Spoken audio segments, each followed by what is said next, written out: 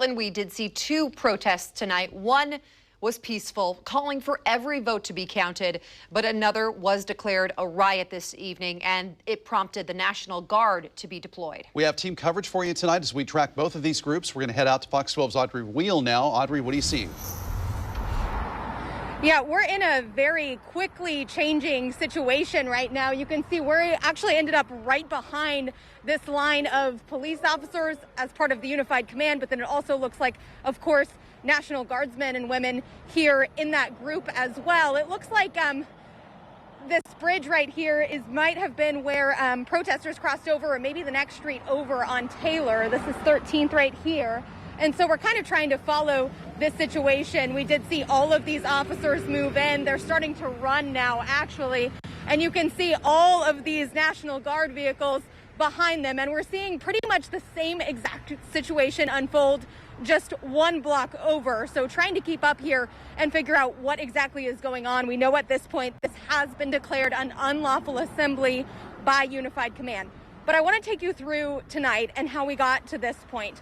We know that first there was a rally early this afternoon in the North Park blocks, and then that group, things seemed to take a turn just before 7 o'clock, and we'll show you some of the damage that we saw near Harvey Milk and 10th, and that's where the Unified Command declared a riot because of what the Sheriff's Office called widespread damage downtown.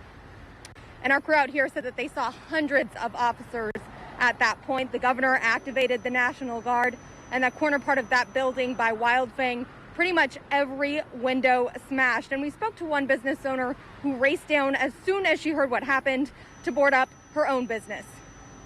There are some people who are violent, and they don't have to be.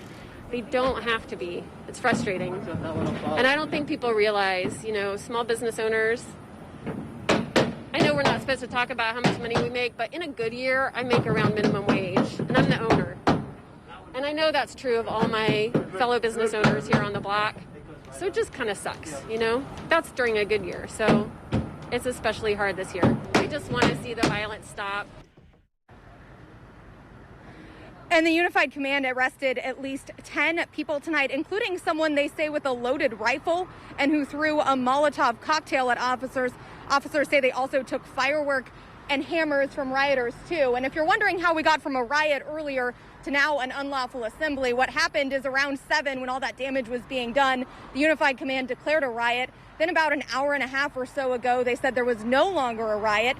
Then we started seeing about 300 or so of that group start marching again. We saw police starting to interact with them a little bit again, and then an unlawful assembly was declared. So again, this is evolving very quickly, and we're trying to keep up. We're on 13th and Salmon right now, watching this all unfold with both police and the National Guard. But